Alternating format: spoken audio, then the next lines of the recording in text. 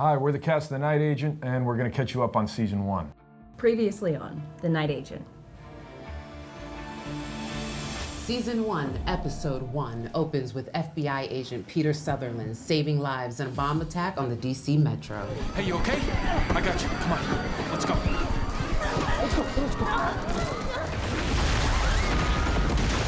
A year later, he's assigned to the night action desk and fending off conspiracy theorists who believe he was secretly behind the attack. The Rome Tome is a bunch of conspiracy theory trolls spreading lies. It's not enough that I believe in you? That the president knows you were a hero on the Metro that night, not some deep state accomplice? Rose Larkin is a tech CEO who moved back in with her aunt and uncle after filing her cybersecurity company for bankruptcy. When the assassins show up, Rose gets caught in the crosshairs and is ordered to call the Night Agent desk for help. Yes, go ahead. Night action. They told me to tell you that. Peter answers the call and helps Rose survive the attack, but her aunt and uncle, who they later learn are retired counterintelligence agents, sadly, they don't make it. Rose, now being a witness, Peter is asked with protecting her with his life. Peter reports to the White House Chief of Staff, Diane Farr, and FBI Deputy Director, Jamie Hawkins. His loyalties are split. Both want to interrogate Rose, but she doesn't trust either of them, so her lips are sealed. I'm not telling the people in there the truth, not if it can get me killed. Two assassins, married couple Dale and Ellen, are tasked with eliminating Rose and chase Rose and Peter literally out of a hotel window and on the run. Your turn. I know it's good. I know. Literally. I know. While searching for answers behind the attack on her family, Rose and Peter discover an encrypted hard drive. The only clue to its contents is a folder labeled with the number of the train that Peter was on when it was bombed a year prior, the Metro bomb.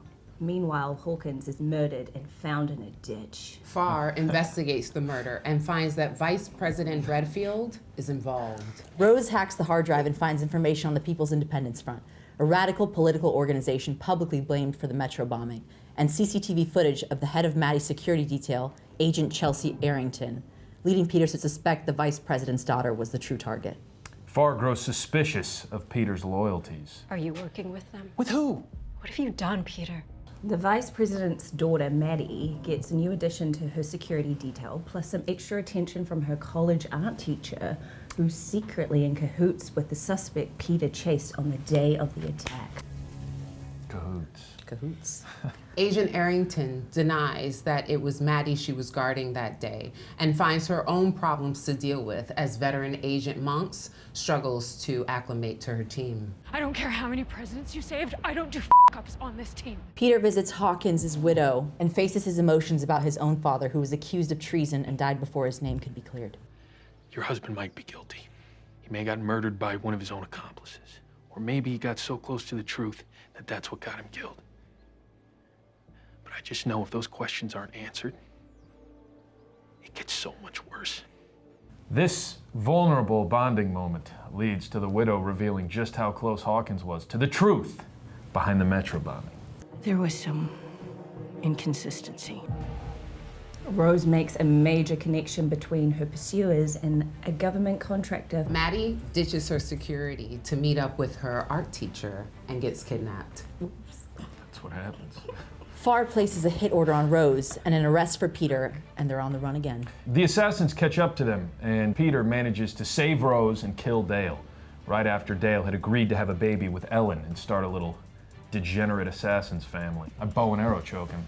I switch from the rear naked choke to bow and arrow choke because he's eye gouging me. I remember that. Ellen is distraught and is out for revenge. Peter becomes America's most wanted after Redfield publicly blames him for Maddie's kidnapping. The Secret Service have identified a person of interest in Maddie's disappearance. His name is Peter Sutherland, Jr. He also becomes Rose's most wanted, and the duo kiss on a boat. Maddie's security detail hunt down the art teacher's colleagues and identify the kidnapper as a man named Mateo, the same man who I fought in the alleyway and bombed the Metro, who's holding Maddie captive until her father admits guilt for the Metro bombing, which I stopped, Peter Sutherland, hero.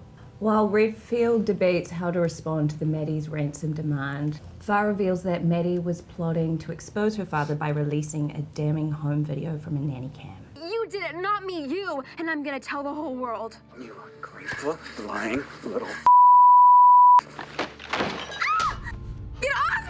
Agent Arrington reveals that the person she was protecting the day of the Metro bombing was Omar Zadar, the leader of the People's Independence Front and the true target of the bombings. Peter is arrested by Arrington and monks who are searching for Maddie, and Peter convinces them to let him help their investigation because he suspects there will be a second devastating attack against Zadar. Maddie leaves clues to her whereabouts in a ransom video, helping Peter and Secret Service to find her. Forced to train for That's the first half. Train. all our lives. First Mom, and then Sarah. But I've learned to be strong. That's who we are.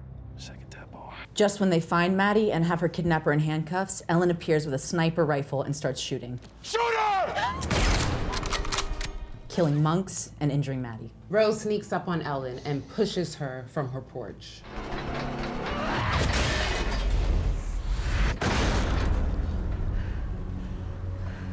Farr conspires with the Vice President Redfield to have Zadar killed, and Redfield goes behind Farr's back to add to the current president to the hit list. Rose and Peter confront Farr, demanding she call off the assassination of Zadar and the president, or else they'll expose her connection to the Campbell's murder to the press. Stop lying. We know everything. That you, Redfield, and Wick were behind the Metro bombing, and that all three of you are planning on covering up your involvement by killing Zadar and the president at Camp David. What? But Farr didn't know Redfield was targeting the president, so she switches back to their side to help them stop it. They rush to Camp David, where they find 2 bombs on the property and attempt to evacuate the president while fighting rogue Secret Service agents. Peter and Agent Arrington save Maddie and the president in the nick of time, barely avoiding the bombs. The Vice President is arrested. Arrington gets a promotion to the president's security detail. I'll need to think about it. I want it. And Peter learns the truth about his father's death. When I was offered payment. Payment for what? Information on private contractors. And where did it lead?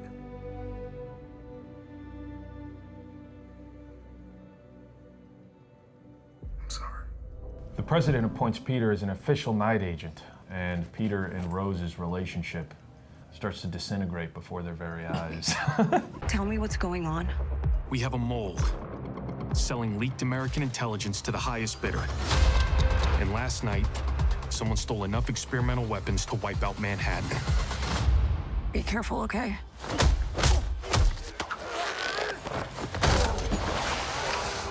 Join us for our season 2 premiere on Netflix, January 23rd, where all of the action ensues, where Peter's running from people and saving lives and just causing a whole lot of trouble.